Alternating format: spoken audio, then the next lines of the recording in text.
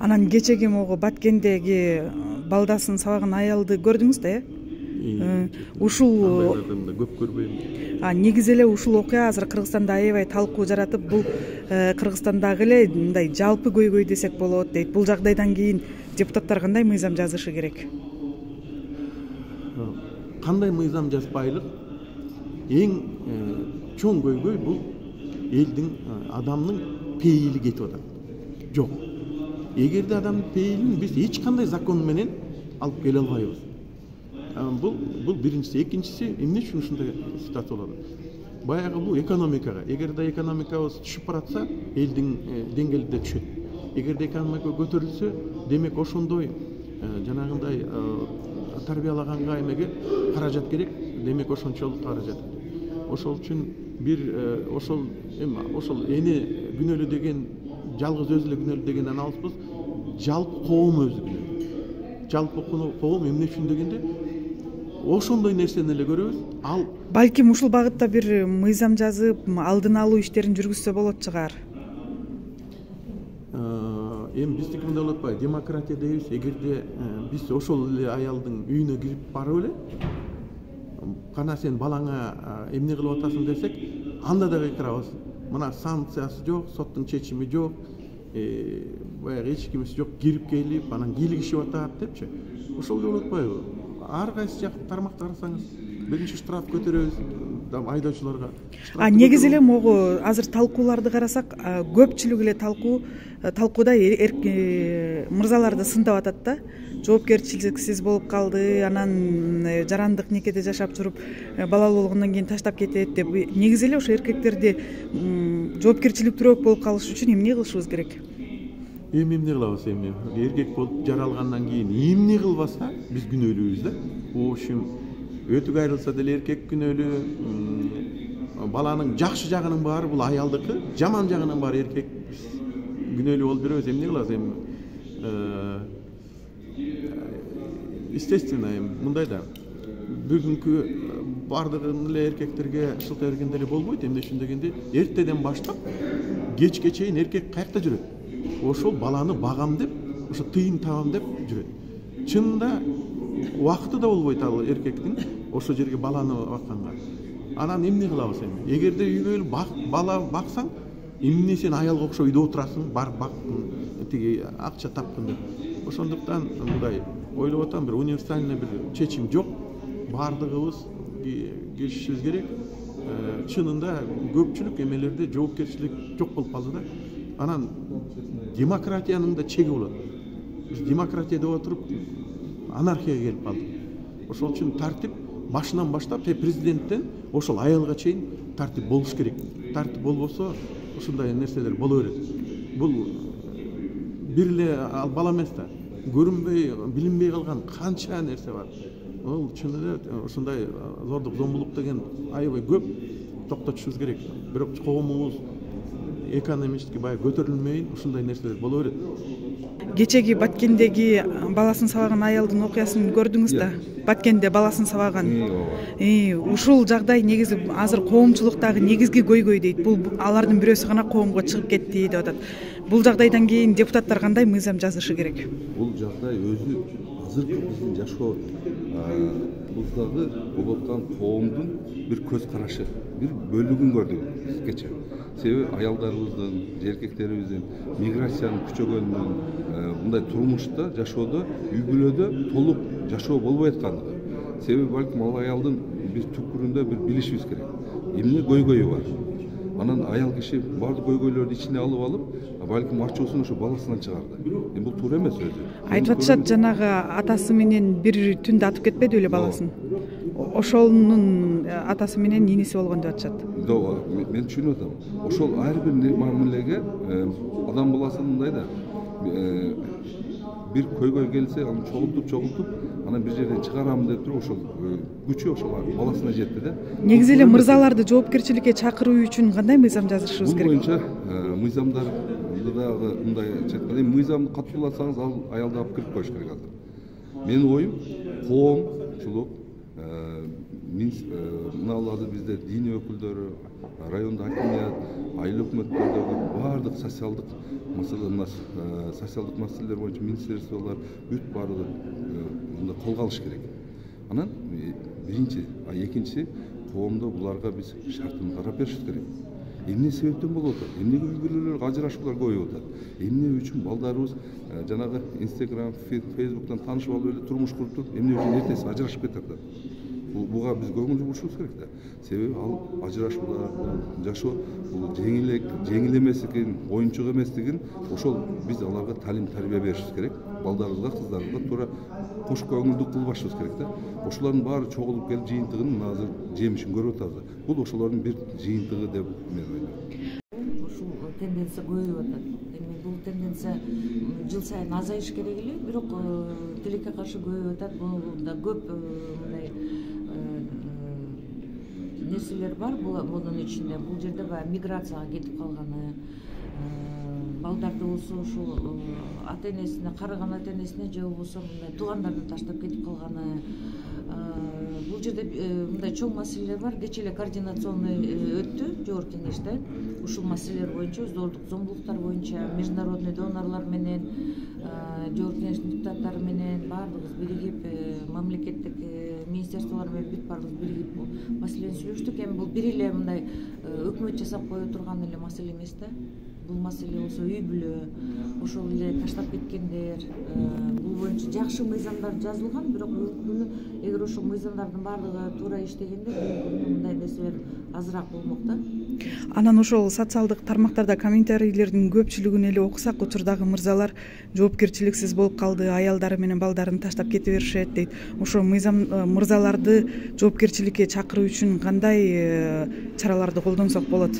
Эми чаралар боюнча көп эле чара колдонсок болот, бирок бизде мыйзамдуу мамлекет болгондон мыйзамдар иштесе эле бул баардык нерселердин баардыгы чечилет. Учурда кандай мыйзамдар бар? Зордук зомбулук боюнча мыйзамдар бар. Жок, семьясын таштап кеткен аталар үчүн. Аталар үчүн баягы алименттер бар. Алар болсо бүгүнкү күнү жардам берүү боюнча. Анан кийин мындай маселе болуп атат да. Азыр болсо мына Ашимова, Динара Ашимовна дагы бир жакшы мыйзамды алып чыкты.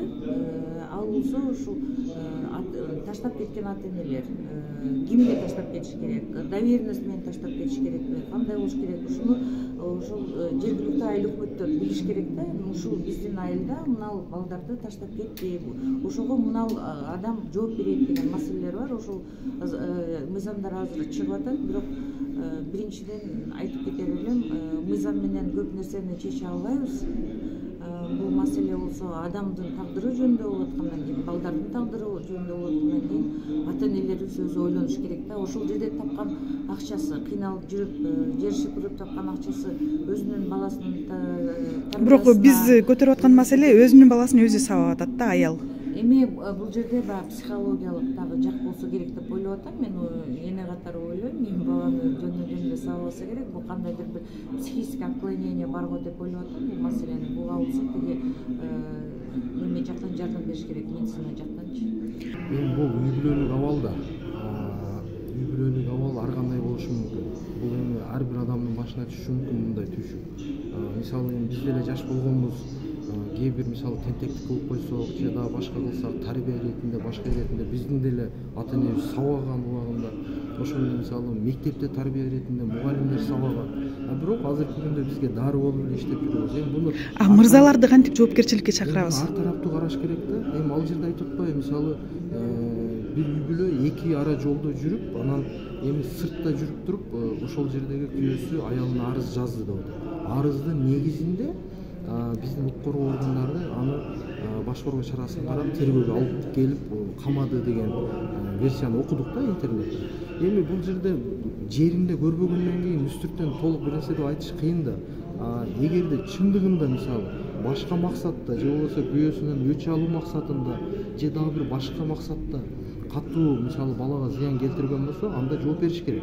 Бирок ошол эле кезекте экинчи тарап эми бул ата болгондон кийин энеге караганда атанын орду чоң да.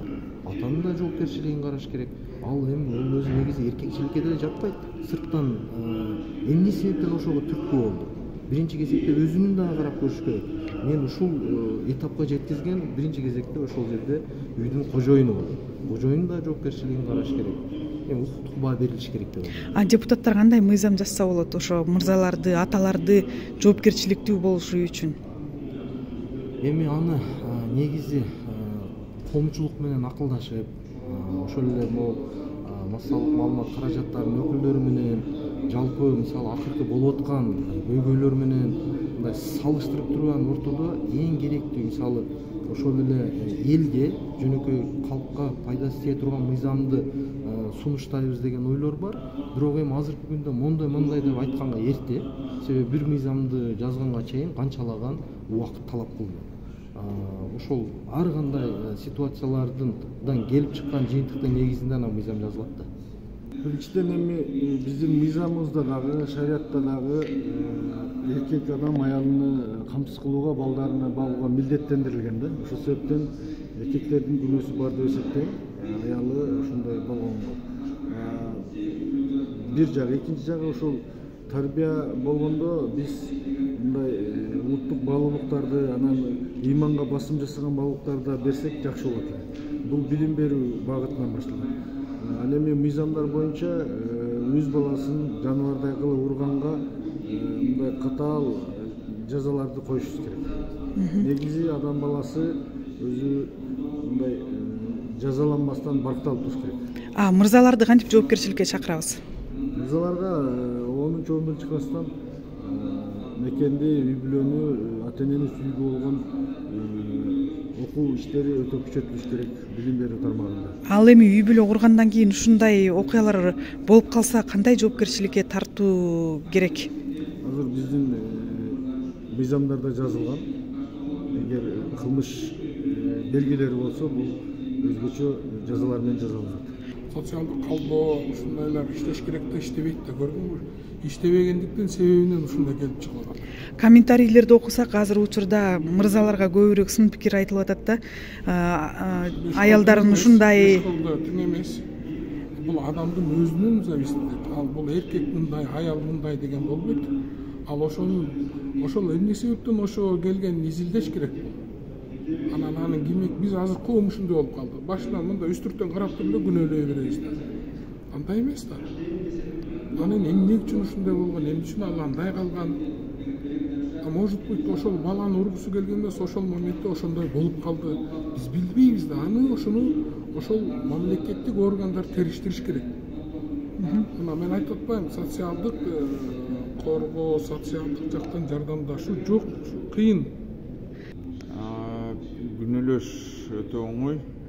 Мен аялдарга тескерисинче кеңеш берет элем да. Жогору билимди алыш керек. Үй бүлөнү түзгөндө мындай жакшылап жөн эле сүйдүм, күйдүм деп андай тандабаш керек. Караш керек, өзү киши кандай, кайсы үй бүлөдө жашайт, ата-энеси кандай, бүт баарын караш керек. Өзү начар киши болсо, анда үй бүлөнү куруп эмне кылат?